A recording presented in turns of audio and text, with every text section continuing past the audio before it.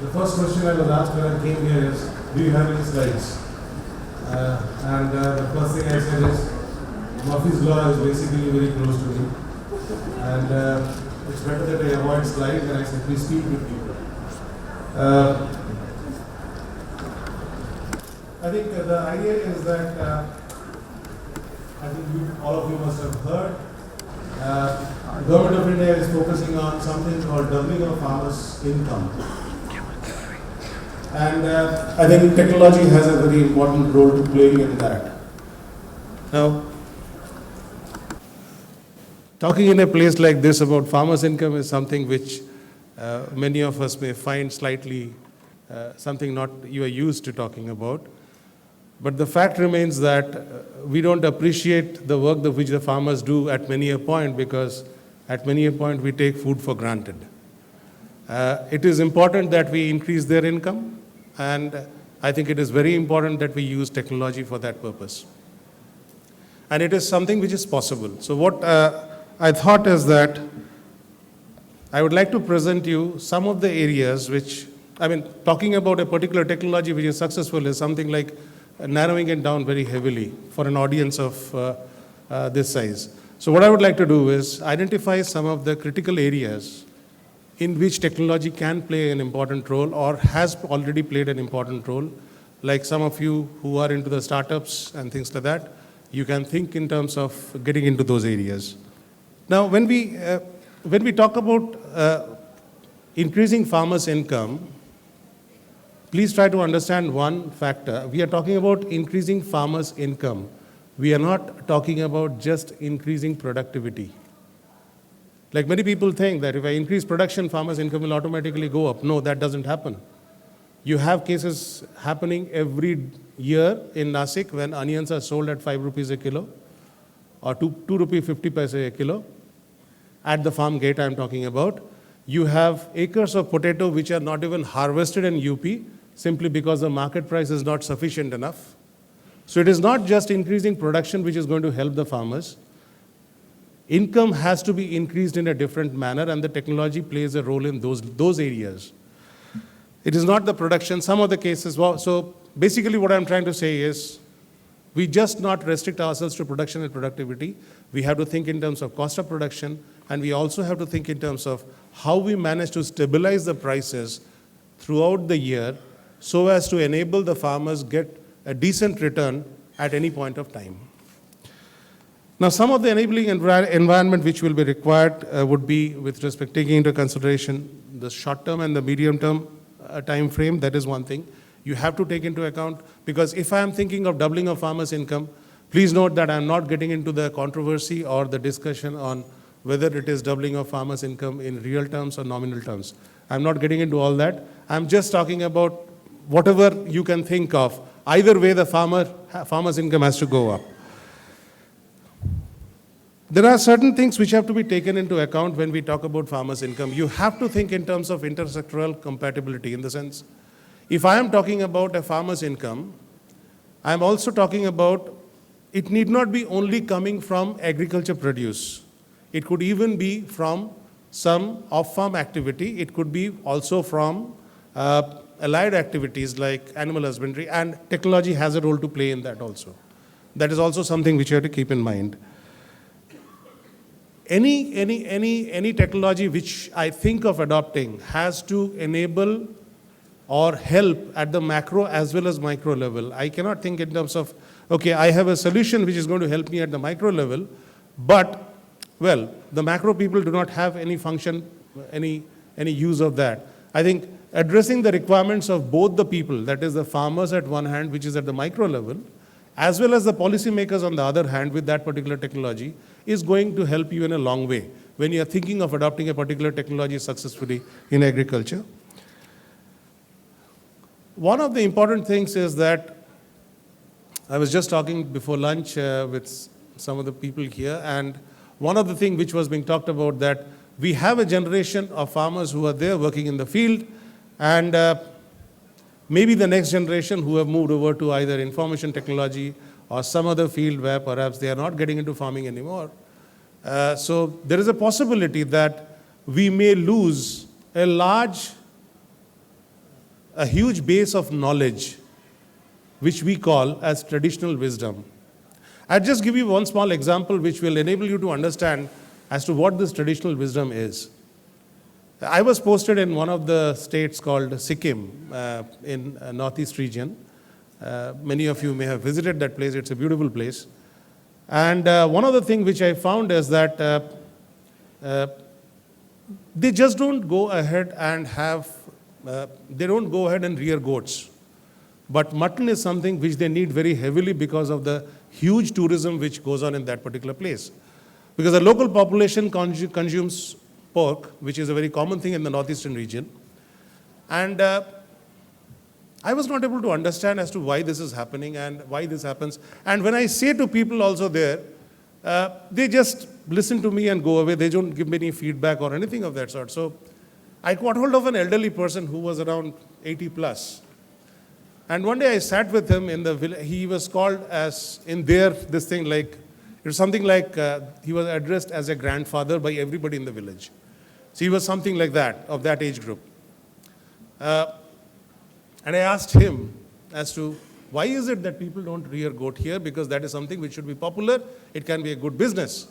So he simply laughed. And then I posed the question again, and what I ultimately came is pure science from him through tradition. He said a few things to me. He said, look, you are talking about rearing goats, but in this hilly region, you are talking about going up the hill to catch hold of those goats, because they will be moving around anywhere for getting hold of their food. I said, well taken, okay, that's an energy factor which is there, which will be there. So I will preserve that energy if I don't go. The second point which he said is, see, when I rear, but he was telling it his own language in a very simple manner. He said that when I rear a pig, whatever waste is there from my house, whatever comes out, he feeds on that and he survives. That doesn't happen with goat. Third thing which he said is that when you are having a goat in the hills, what happens is it acts as when it eats grass, it's basically uprooting the grass. So goats are basically uprooters. In a place like Sikkim, where hills are comparatively young, it can be very dangerous from the environment point of view. And the fourth thing which he said was massive. He simply said, pigs grow fat very fast. And he was talking about food to fat conversion ratio, which we talk about in science. So he was basically talking about full-fledged science without maybe having that proper education, but this is what traditional knowledge is. Can we have some mechanism where this traditional knowledge is stored? Can technology play a role in that? And technology has to work along with this traditional knowledge in future. This is something which I thought I should give you as an example, and maybe technology can take it forward. Now let us look into some of the various issues which are there, which we can think of, and where perhaps technology is already playing a role or can play a role, big role in future. One of the things which comes up straight away is with respect to land-related matters. You have tremendous amount of fragmentation across the country. Land sizes are going smaller and smaller, and that is making agriculture itself as an unviable proposition.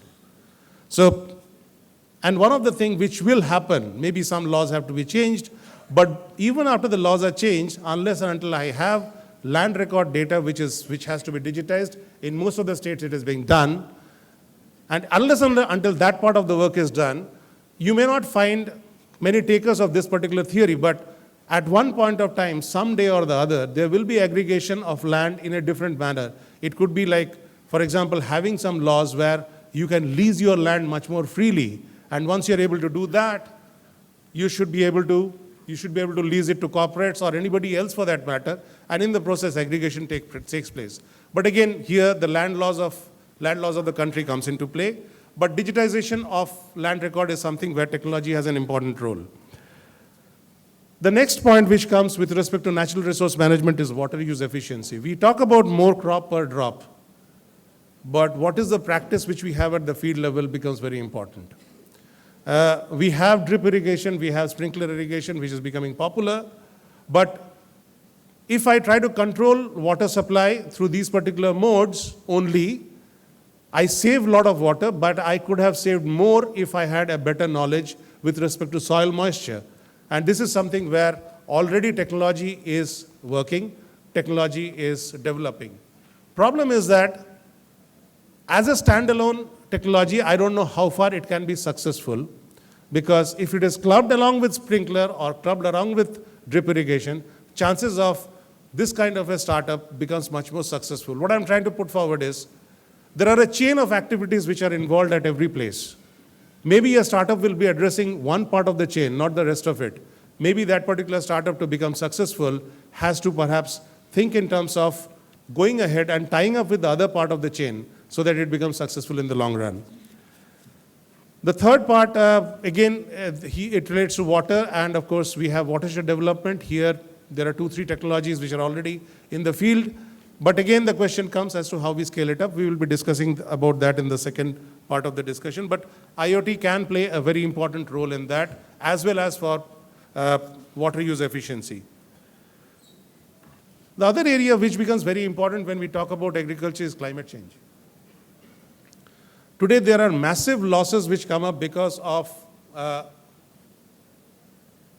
the type of fluctuations which we see in the weather, and the type of climate change which has already come up, already creeped into this planet. One of the things which I fully appreciate, that in most of the cases profit is one of the key elements for any person to take a decision. But to what extent as an institution we can go by that, that is something which needs to be addressed. Because ultimately, if climate change is not taken care of, and mind you, technology can play a huge role with respect to certain issues relating to climate change. I'll give you some of the examples. For example, even for one of the best ways, I don't know whether you may have heard about it, very few birds died in the tsunami when it happened in Andaman Nicobar Islands. Very few birds died because they have their own way of sensing that the damage is going to happen. That you can call it an animal instinct or whatever it is, that instinct they have, we have lost it. The point is, even fishes have that particular sort of a thing if there is some problem or turmoil in the sea. Now, can we have technology where we can improve the prediction of fish population depending on the conditions in the sea? So that, these are the possible uses of technology, and that is again very closely related to the climate change, because you will find that the temperature of the sea water at different places is undergoing massive changes without any rhyme or reason at certain points of time.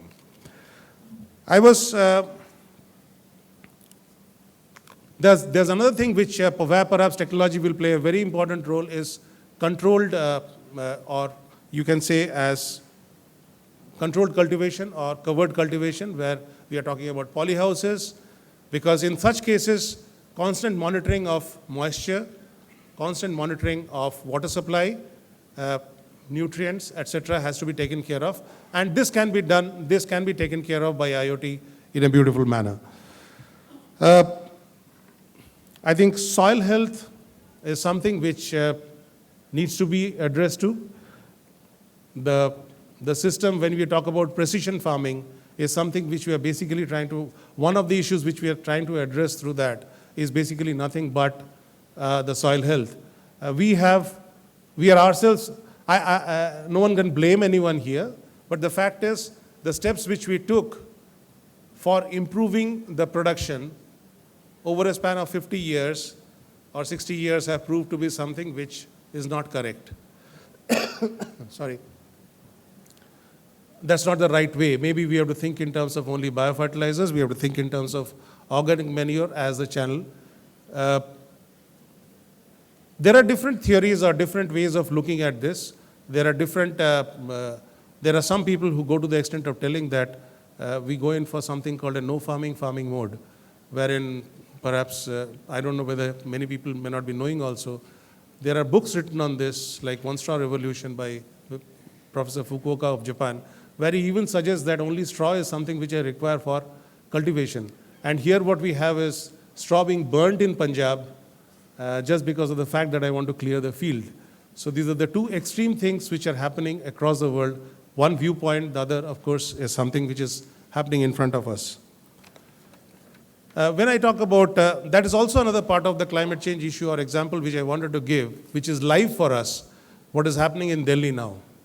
People are coming out of Delhi because the pollution levels are so high that you cannot tolerate it anyway. And that is one of the contributors, major contributors is the burning of straw. Can we have technology which will enable us use the straw in a better way? Or what is that technological usage which can come over there? Please note, in the beginning itself, I had said that all the things which I am talking about may not relate to IoT, but the use of technology in agriculture would obviously be there. One of the interesting things which has been done by IIT Mumbai is called SenseTube. And that is basically sensing the whole system. It's a sensing system which senses, analyzes, and manages crop resources in the soil. So even if there are soil diseases, or even if there is a pesticide population which is based on soil-borne pesticides, which we are talking about, it is basically analyzing that and giving the information to the farmers. So this is something which has been done by IIT, and this kind of technology can be very useful for the farmers. I would come to the next part, that is infrastructure, which is an important key. But infrastructure, when I'm talking about, it has got two parts. One is basically hard infrastructure. I'm talking about, let's say, storage space, maybe roads, and other is the soft part, which is basically information and maybe scientific ways of cultivation and things like that. So, and along with that, of course, a healthy credit environment, when we talk about the overall credit infrastructure part of it. R&D in biotechnology also would be classified as a soft infrastructure, which I'm talking about. Now, all these factors have to come together. I think I cannot simply say that the roads are good and that will take care of the rest of the things. One of the infrastructure being absolutely in perfect shape doesn't help the farmer to take a decision or doesn't help in increasing his income anyway. So it has to be a mixture of all the things. And along with that, there has to be risk mitigation mechanism, especially given the type of problems which we have seen the farmers are facing nowadays. When I talk about risk mitigation mechanism, which has to be versatile insurance products, which could be thought of. One of the things which comes up with respect to insurance products and the problem which we face is, how do we quickly assess what the damage has been and to what extent the crop has been damaged? Technology has an important role to play in that. It is not just satellite technology which I'm talking about. There could be even drones which could be used, which could help in this. But again, the cost-benefit ratio of that has to be seen. There are certain things with respect to marketing of products, which I was talking about initially, that when I talk about farming or doubling of income for the farmers, it doesn't mean that the production has to go up. Maybe marketing and food processing can play a very important role in that. In the marketing space, I think technology has a tremendous role to play, especially with respect to fruits. And some of these technologies are already in place. Maybe we can find out ways to make it cheaper by doing more research, by doing more R&D. That could be one of the options. It could be a combination of information, of storage, transportation, and of course, volume. Like, for example, how much quantum is being sold, that matters. Along with the storage space which I have, all these factors have to be thought of when I'm talking about a marketing plan for my farmer.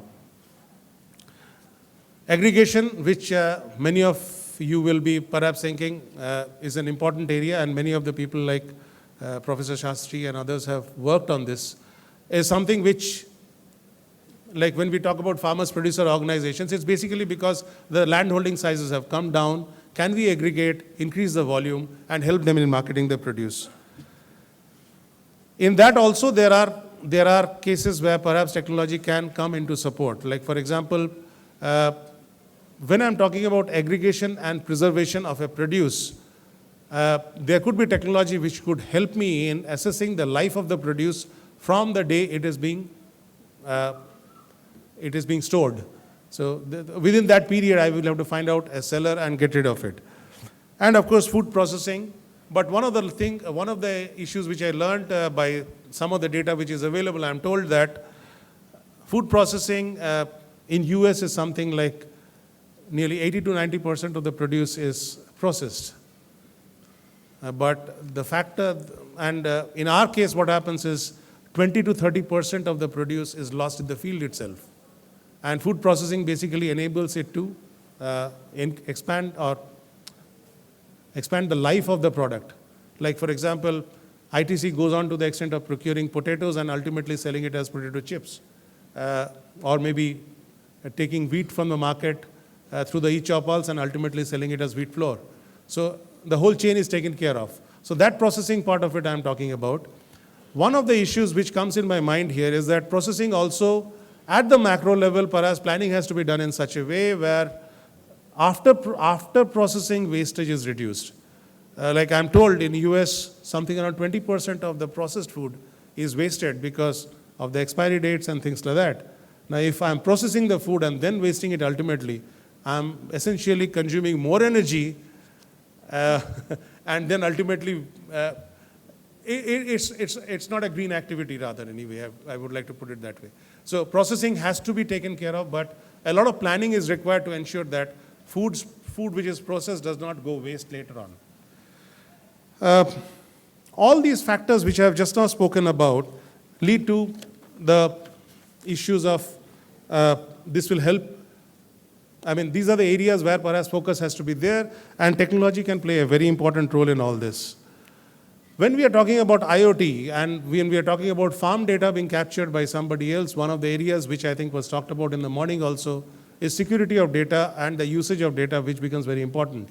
And to that extent, to what extent farmers will be willing to participate is something which you have to think of, and how you can take care of the risk of the data loss or data being used for some other purpose has to be taken care of by the people who are going into this particular field.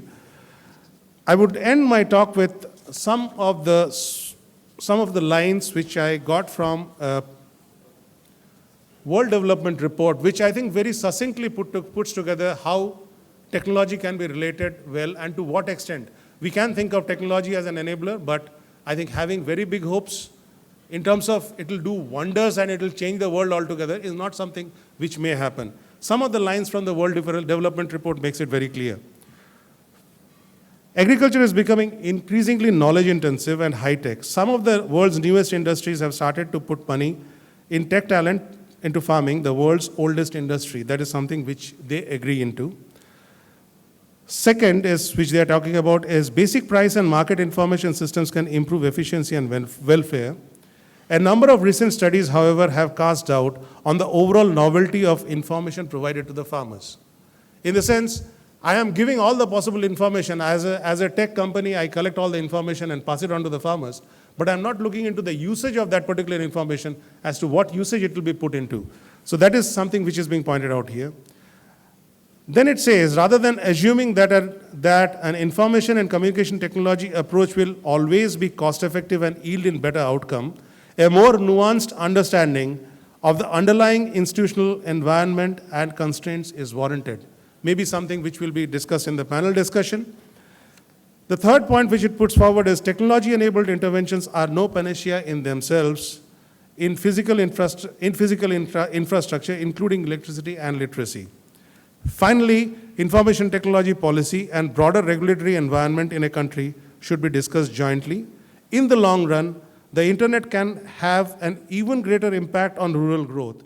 Much depends on finding sustainable business model to encourage its spread in the poorest parts of the world.